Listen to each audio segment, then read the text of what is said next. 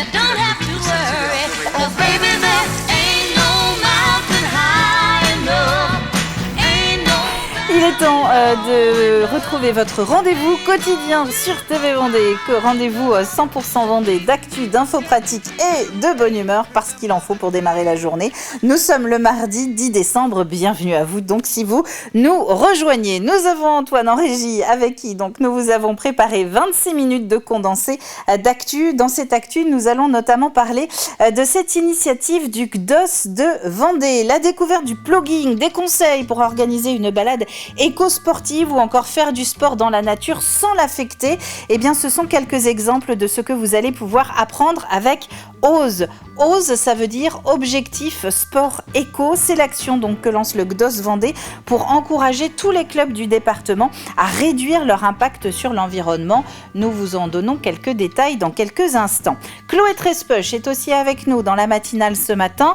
La snowboardeuse vice-championne olympique, championne du monde, est actuellement dans un tout nouveau défi, celui de la maternité. Une aventure qu'elle concilie avec sa préparation au JO de 2026. Nous avons aussi des champions de France en Vendée. Ils sont collégiens aux Herbiers et ils ont reçu hier pour la deuxième fois de l'histoire de leur établissement le premier prix de course en cours. Les jeunes adolescents herbretais ont fait la différence dans ce concours d'excellence qui mêle plusieurs disciplines techniques et scientifiques.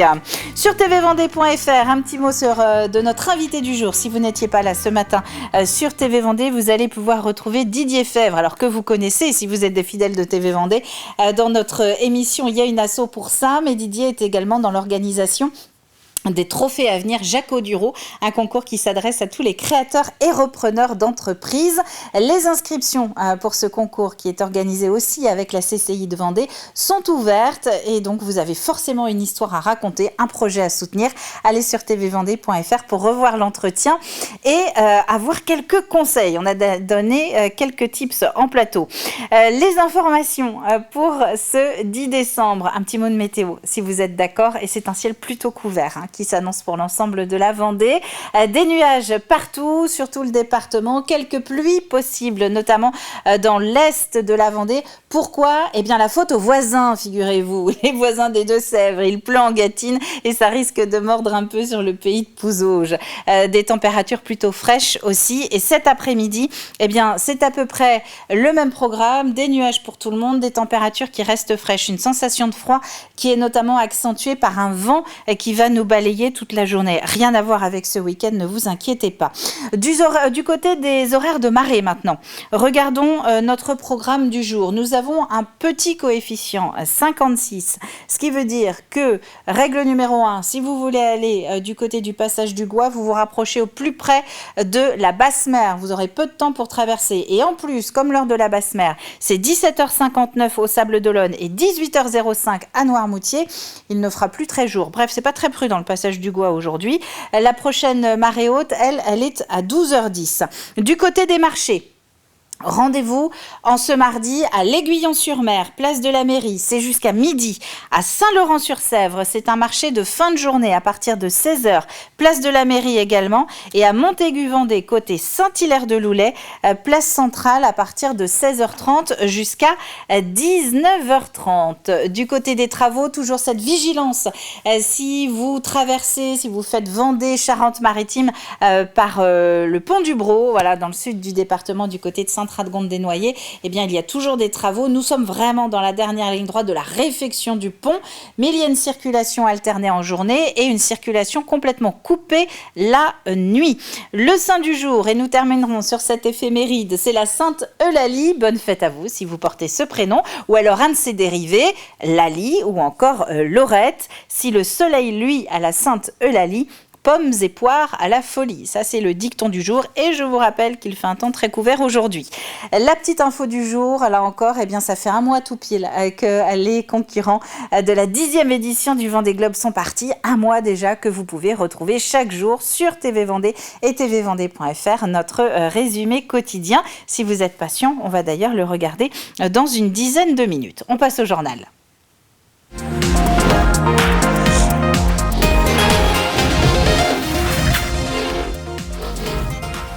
Et vous êtes donc peut-être dirigeant d'une association sportive ou membre actif d'un club et il vous arrive d'organiser des tournois, des matchs, bref, une rencontre avec du monde. Dans la lignée des Jeux Olympiques qui se voulaient cette fois-ci un peu plus responsable que les éditions précédentes, le GDOS de Vendée lance un outil pour encourager justement tous les acteurs du monde sportif vendéen à réduire leur impact sur l'environnement. Cet outil, c'est une action qui s'appelle OSE pour Objectif Sport Éco. Vous allez pouvoir donc retrouver quelques informations supplémentaires sur gdos85.fr. Ce cahier des charges sera mis en place sur notre site et sera à disposition de tous les acteurs du monde sportif, les organisateurs, les présidents de clubs, les entraîneurs, pour qu'ils sachent ce qu'il y a comme obligation quelque part dans ce cahier des charges et puis se dire je respecte les conditions, je respecte les obligations, pourquoi pas obtenir un label. Et moi je souhaite que ce label, il y ait une petite récompense à la fin dans ce label et qu'il y ait une remise officielle d'un label peut-être en fin d'année sportive à tous les clubs ou à tous les organisateurs de ces compétitions. Quand on organise une compétition sportive ou une rencontre sportive, on pense forcément à plein de choses comme la logistique, la restauration, l'hébergement, le transport, etc. Et donc sur ce site, il y aura des fiches pratiques dans chaque thématique avec des exemples, avec des bonnes pratiques de clubs déjà qui sur notre territoire pour mettre en avant, et aussi des partenaires nationaux sur Internet, tout ça qui peuvent nous aider aussi dans la réflexion de l'organisation qui comprend le développement durable en général. L'impact de l'organisation d'événements sportifs sur l'environnement, c'est un sujet qui touche particulièrement Chloé Trespoche, la snowboardeuse qui partage son temps entre la Vendée, à Saint-Jean-de-Mont très exactement, et Val Thorens, a lancé en 2021 une association qui s'appelle Éco-Globe. Mais depuis quelques mois, la vice-championne olympique 2022, championne du monde aussi depuis l'an dernier, est également dans un autre projet bien plus personnel, à savoir celui de la maternité. Une nouvelle aventure qu'elle concilie avec sa préparation pour les JO de 2026. Mathis Pires. Chloé Trespoche également, on l'a vu aujourd'hui, elle a beaucoup de vitesse. Chloé, il faut bien sortir, faire un bon départ. Je suis Chloé Trespoche, en équipe de France de snowboard cross, double médaillée olympique en 2014 et en 2022. Après une saison 2024 grandement réussie et un globe de cristal entre les mains, le globe, il sera bien pour Chloé Trespoche, c'est bien Chloé Trespoche qui est sacrée. Chloé Trespoche décide de s'attaquer à un autre défi, celui de la maternité.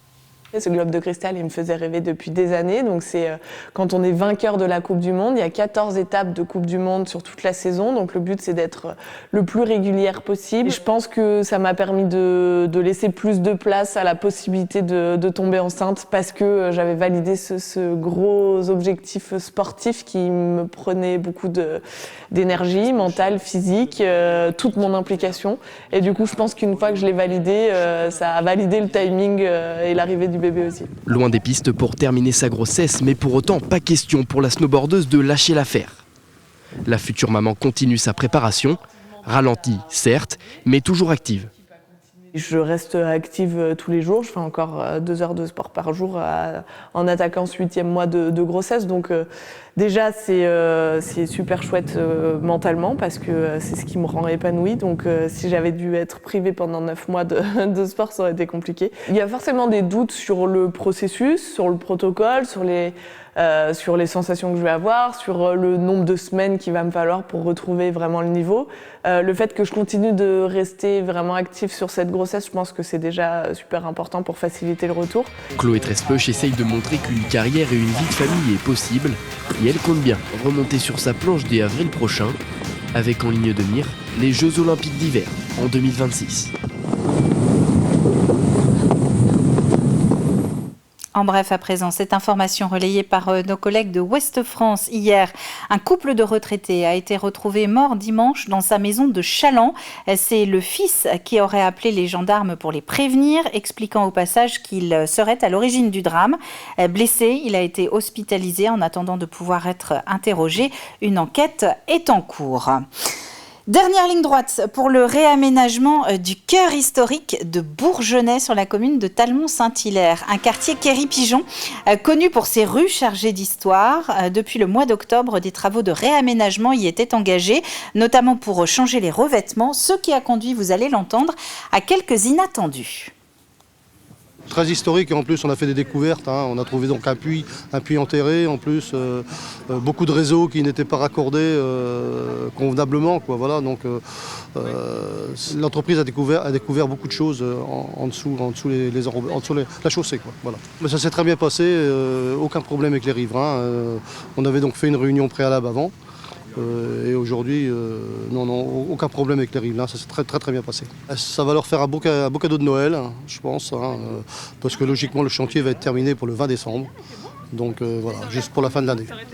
Et je vous propose de prendre à présent la direction des herbiers. Les herbiers, où a été organisée une cérémonie hier qui était particulièrement attendue par une poignée de jeunes adolescents. Le collège Jean Rostand s'est vu décerner pour la deuxième fois de son histoire le prix Course en cours. C'est le seul collège de France à obtenir d'ailleurs ce titre par 2 fois. Il récompense collégiens et lycéens au terme d'1 an de travail pour monter une écurie de mini-véhicules électriques.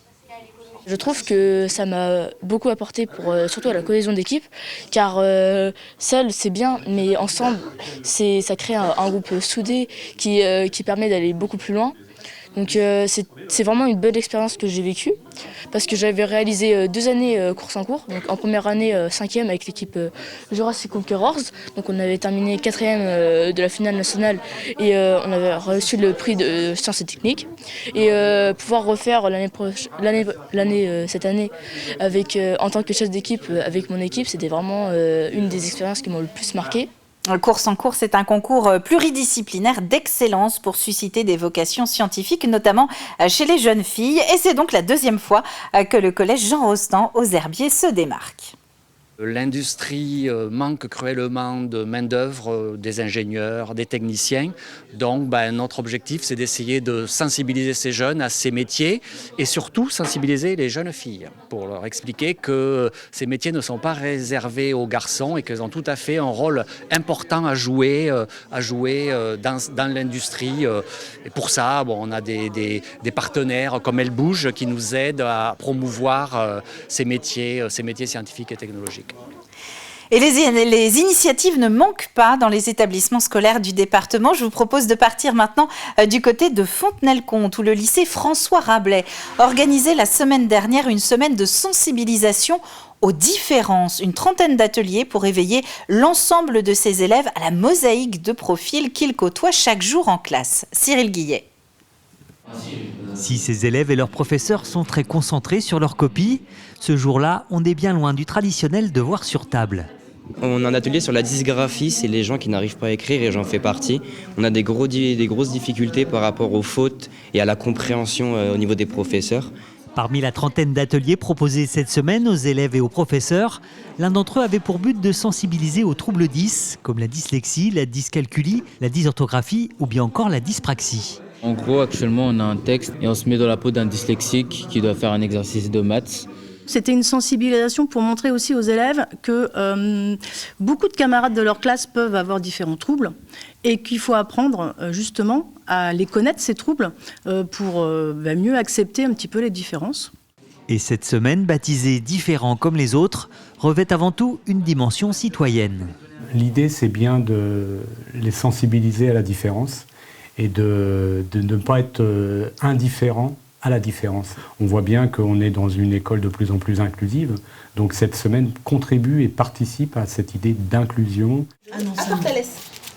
Oui, Jojo. Super. Et parmi les temps forts de cette semaine, il y a la venue de l'association Handi Chiens qui éduque et remet gratuitement des chiens d'assistance aux personnes en situation de handicap.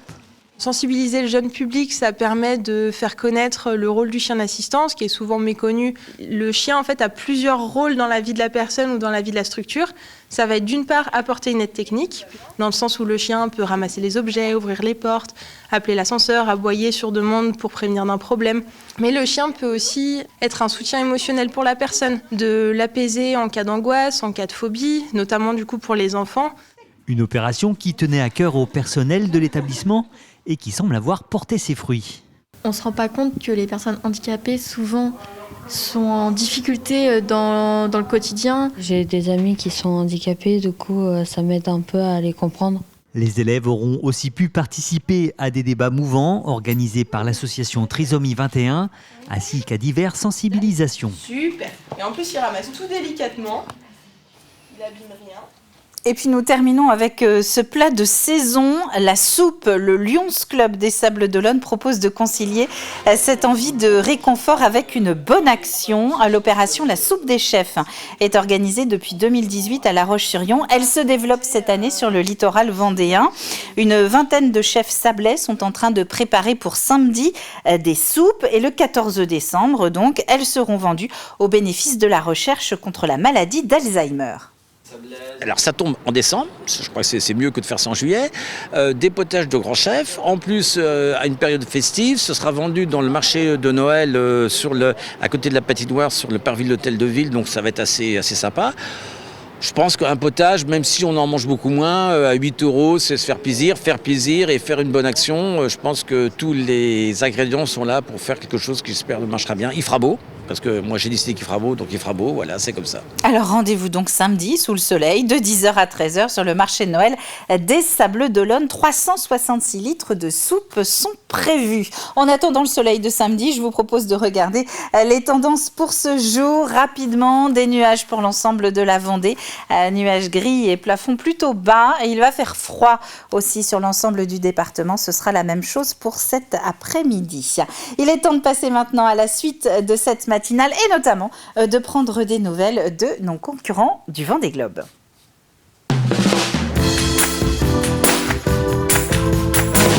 Que s'est-il passé au cours des 24 dernières heures pour les 38 participants encore en lice de cette 10e édition du Vendée Globe? Eh bien, retrouvons le résumé d'Alexandre Lenaour. L'association vendéenne des constructeurs de maisons vous présente le journal du Vendée Globe.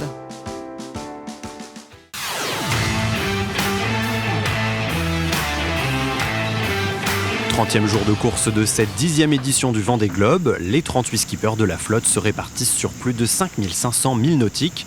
Alors que le leader Charlie Dalin vient de franchir la longitude du cap Lewin au sud-ouest de l'Australie, le chinois Jing Kun-su, 37e, vient de faire son entrée dans l'océan Indien après le passage du cap de Bonne-Espérance, là où le hongrois Szabolcs Söderöcs poursuit encore sa descente de l'Atlantique Sud. En deuxième position, week-end mouvementé sur Groupe du Breuil pour le Vendéen Sébastien Simon qui a subi la casse de son foil tribord. Sans cet appendice, le Sablais de 34 ans estime perdre environ 30% de sa vitesse bâbord à mur, soit les conditions qu'il rencontre actuellement à bord de son IMOCA. Il y a un front juste derrière nous qui nous pousse. Ça fait accélérer un peu les concurrents, mais nous aussi on accélère autant qu'on peut. On arrive à atteindre les 22 de moyenne, c'est pas mal. Imaginez ce que ça donnerait avec les foils. Il faut faire avec et il faut accepter la situation, ce qui n'est pas facile. Et on s'accroche. Derrière, Johan Richaume sur Paprec Arkea et Thomas Ruyant à bord de Vulnérable restent lancés à la poursuite du duo de tête. Tous deux naviguaient dans des conditions très musclées ces dernières heures. Il y a 35-40 nœuds très réguliers, 36 de moyenne. J'essaie de gagner vers le sud pour m'éviter des empannages un peu plus tard, essayer de glisser avec ce vent fort vers la zone des glaces. Je fais un peu le dos rond là. Ça va vite quand même. C'est sûr que l'édition précédente, j'ai le souvenir d'avoir un peu de répit. Là, il n'y en a pas. Là, devant, ça navigue vite, ça mollit pas, ça renvoie de la toile directe dès que ça mollit.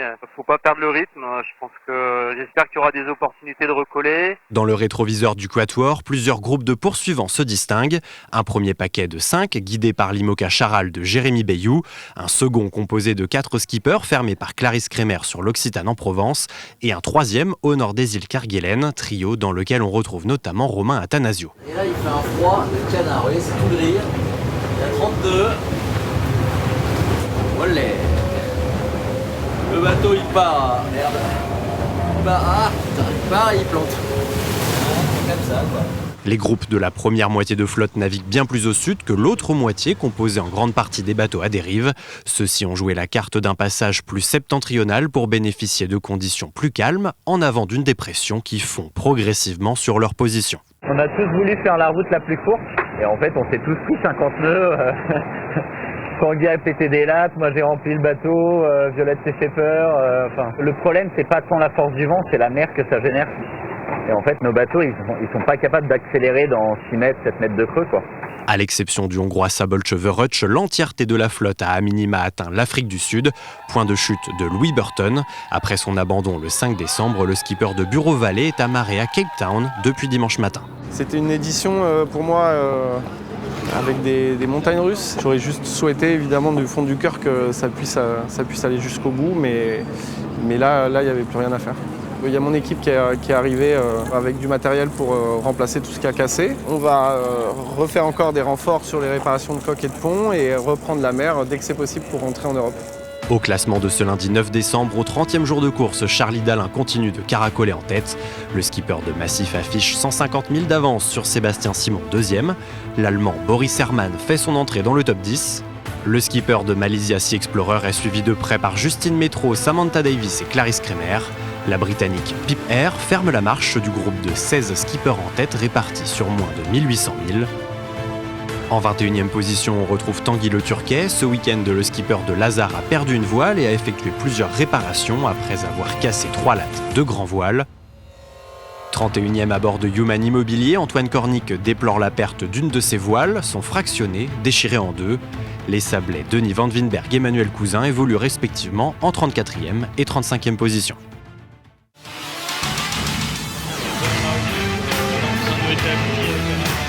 C'était le journal du Vendée Globe par l'Association vendéenne des constructeurs de maisons. Et le classement n'a pas beaucoup changé depuis le dernier point fait avec Alexandre, donc qui date d'hier en fin de journée. Ce matin, au pointage de 7h, c'est toujours Charlie Dalin qui est en tête. Il est même le premier à avoir donc passé le cap Lewin ces dernières heures, premier de la flotte. Il est suivi de Sébastien Simon qui réduit légèrement son écart par rapport au premier, et ce, malgré un foil en moins, comme quoi tout va bien pour le skipper pour le moment du groupe du Breuil. Johan Richomme en 3e position. Parmi les noms qu'on peut vous citer, Yannick Bestaven, donc vainqueur de l'édition précédente, et pour le moment en 9e position.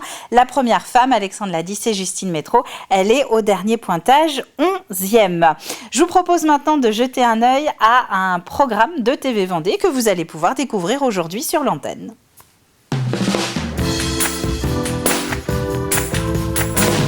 Et ce programme, c'est dans le rétro. Est-ce que vous connaissez cette émission, donc plutôt historique, qui s'intéresse notamment aux personnages de l'histoire du département? C'est un programme que vous pouvez retrouver toutes les semaines avec Romain Trichereau, qui est docteur en histoire, mais aussi comédien. Donc autant vous dire que Romain sait raconter des histoires, il les raconte plutôt bien. Cette semaine, gros plan sur Augustin Daniel Béliard, général français de la Révolution et de l'Empire. C'est au début des années 1810 qu'il développera une ferme sur le domaine de Pahus, dont il est le propriétaire, qui se situe à Longève, près de Fontenay-le-Comte. Il développera, entre autres, un haras. Il participe ensuite à la campagne de Russie, où il est gravement blessé au mollet. À la campagne d'Allemagne, puis celle de France, qui signe la première fin de l'Empire. Fidèle parmi les fidèles, il sera d'ailleurs aux côtés de Napoléon à Fontenay-de-Blot, lorsque celui-ci fera ses adieux avant son départ pour l'île d'Elbe.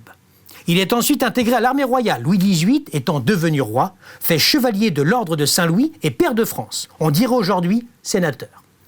Mais il suivra à nouveau l'empereur durant les 100 jours, ce qui lui vaudra d'être un temps emprisonné, puis mis à l'écart avant d'être rappelé à la Chambre des Pairs en 1819. Au début de la monarchie de Juillet, il prendra part au gouvernement en tant que ministre plénipotentiaire à Bruxelles et ambassadeur de France. Il sera à ce titre l'un des artisans de l'indépendance de la Belgique. Sa mission accomplie, il est aussitôt nommé à l'ambassade de Madrid, mais mourra en janvier 1832 avant de pouvoir rejoindre l'Espagne. Vous voyez, c'est un parcours de Vendéen quelque peu oublié, qui méritait d'être remis en lumière. Sa mémoire est aujourd'hui honorée, que ce soit à Bruxelles, où une statue le représentant en pied est édifiée, ou une rue porte son nom également. Mais aussi à Paris. Son nom est gravé sur l'Arc de Triomphe. Et enfin à Fontenay, où un buste est érigé, place Béliard. Place Béliard que connaît très bien notre journaliste Cyril Guillet, puisque c'est là que TV Vendée a son studio dans le sud du département, Place Béliard à Fontenay-le-Comte. Voilà, tout est réfléchi dans ce programme, c'est incroyable. On passe au jeu.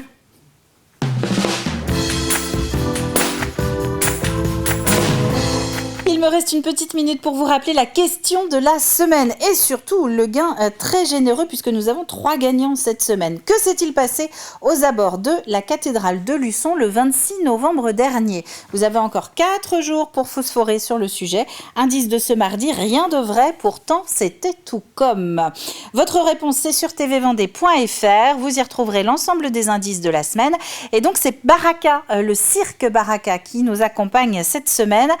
3 gagnants parmi vous, 3 personnes tirées au sort parmi vos bonnes réponses. Chacun repartira avec 4 places pour découvrir le dernier spectacle de Baraka, à savoir Osho, qui est joué entre le 20 et le 22 décembre à Saint-Hilaire de Riez. Donc une très bonne soirée, une très bonne sortie familiale pour cette fin d'année. C'est la fin de cette matinale. Merci à vous d'avoir été une nouvelle fois au rendez-vous. On se retrouve demain, même heure, à partir de 7h en direct sur TV Vendée. D'ici là, très bonne journée à vous tous et à demain!